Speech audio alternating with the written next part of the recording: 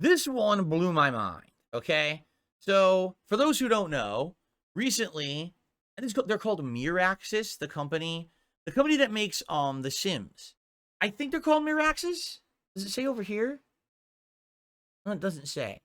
Well, I think they were called Miraxis or something like that as the dev team or the company. For those who don't know, The Sims used to be ginormously popular. The Sims at one point was one of the driving forces of PC gaming. It was known as like one of the big PC games that sold millions and millions. Oh, it's Maxis, not Miraxis, Maxis. Thank you. I had it confused. They were very popular. And the Sims games sold in droves. They were so popular, there were like crossovers with celebrities. I remember there was like a Katy Perry, expansion to one of the Sims games many years ago and shit like that, right? Now, the thing that's kind of very infamous about the Sims, right, is that when a Sims game comes out, they sell you a base game. And the base game would usually have a good amount of content, but that content will get stale within a few months. Then all of a sudden, what they'll start doing is selling you expansion passes that have content in them that seem like shit that should have been in the main game anyway. Like the Pets expansion, or the Go on Vacation expansion, or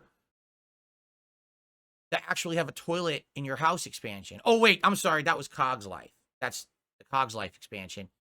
He hasn't gotten that one yet. By shits and buckets. Anyway, so in the regards of The Sims, everyone kind of knows it's kind of like it's a good game, but understand that if you want to get the content out of it, you're going to be buying the game and then spending more and then spending more and then spending more and then spending to get all the content from any iteration of The Sims.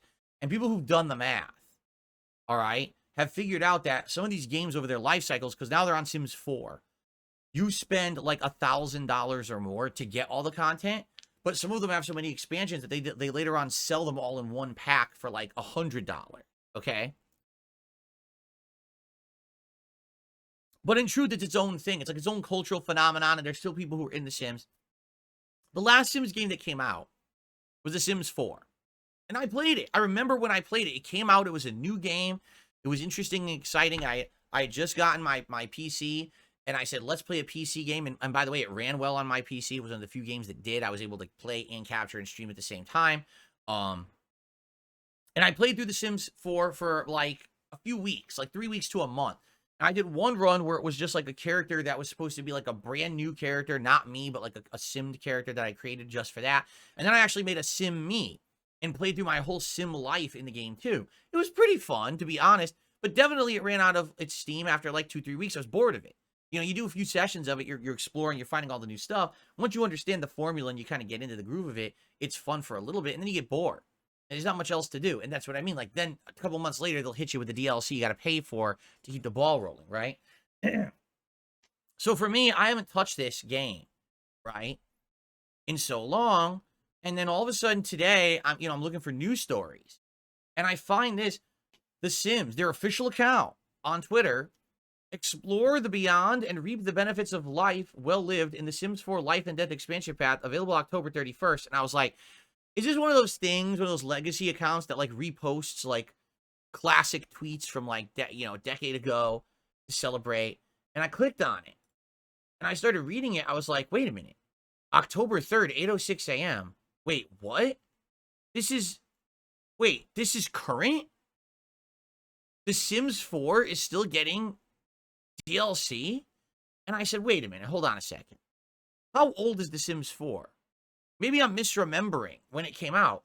It came out September 2nd, 2014. Guys, it's over 10 years old, and they're still releasing paid-for DLCs for this game. That's insane. A decade in, and they're still releasing DLCs that you have to pay for this? That's pretty wild. And again, for me, like, I got bored so quick. I wonder, is there a way to like buy cumulatively all of the DLCs in one pack up to now so you could have them? And so I actually looked into it, and actually it was like a couple weeks ago, and I hadn't covered the news story, but basically Maxis, or whoever the new company is that owns it now, because I don't even know, I think it's EA owns them, I don't even know, right? They had outright said, oh, our game plan is we're never releasing another new Sims game.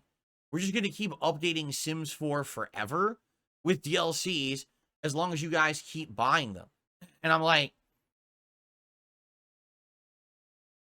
that's kind of weird. I'm not going to lie. Like, I was wondering when it comes to things like Grand Theft Auto Online, which has been this ongoing online MMO style community with a whole sim community for it for 10 years or whatever, right?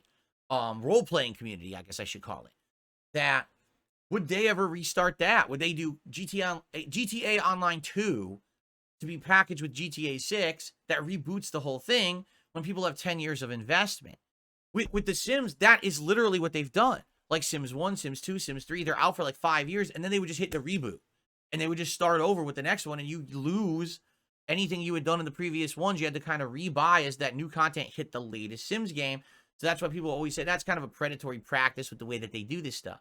So this is just weird to me that people are still playing this. I remember when The Sims 4 came out, people were highly critical of it. People were like, this is the worst Sims ever. It has the least features, the least content at launch. It doesn't run well. Like, I just remember even people who were like giant fans of The Sims 4 were slamming the game, saying it wasn't very good. So how on earth are they still having like an active fan base 10 years later? But you know, they must, because I mean, this tweet was released 8 a.m. this morning. So this is only like 4 hours old. Dude, it has 10,000 likes on Twitter, 1,000 bookmarks. And then they just show in the contents, like, yeah, the graphics are way outdated. You know, they're 10 years old. At the time, the graphics looked good, but now the graphics are just fucking like cartoony shit. You know, and it's like it's Grim is speaking English? And he's all excited. He posts up a meme or something. It's like, huh? And then other people are being critical. $40 for this, $40. But other people are like excited. Yes, yes. It's just so weird. It's like this community of people who like just still love The Sims and won't let go and are just willing. Every once in a while, every 6 to 8 months, they're going to open up their wallets and just toss another 40, 50 bucks at this company for whatever menial content they're willing to offer. I mean, more power to them. I guess they put out a quality product there, right? So Queen of Hearts says the reason most people play The Sims is not to play the actual people side, but a building aspect and the expansions people buy for new furniture and building stuff. That is true. Battleduck says, remember, they tried to reboot Sim City after Sims 4 and it completely killed Maxis. I forgot about that. It was a huge failed thing, right? Oh, really? I didn't know that. Lady Charisma says people who are role-playing in GTA Online aren't playing base GTA Online. There's some kind of a modded client, and Rockstar bought them out, and now they're using their stuff. I didn't even know that, right? Jumper says, I know you don't get into mods a lot. A lot of games actually stay alive for a very long time because of the modding community. That's cool. What's up, Jade? Good morning, Jade. Good to have you. How are you doing? It's just wild. I don't know. To me, it's just kind of like, it's the same thing, right? Like, it would be one thing if this was like they're reinventing the game and completely changing it. I mean, the trailer, dude, it's just The Sims 4 again with Halloween costumes and shit, right? So it's not like it's a significant upgrade or upheaval. It's the same game 10 years later. I guess people just really like it, right? I guess that's to be respected.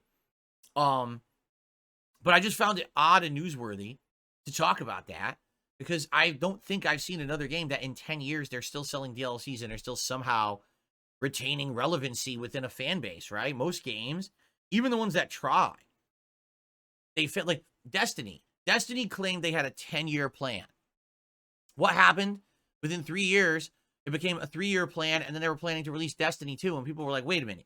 You had a 10-year plan for Destiny. They completely bullshitted. Oh, we meant including Destiny 2 and everything else. No, you didn't. You blatantly said at the beginning of the life cycle of Destiny, this was a game that would have a 10-year plan and would last that long, and then you just dumped the game to make a sequel and make more money. You're so liar, right? It was fucking bullshit. This game has like outstanding longevity.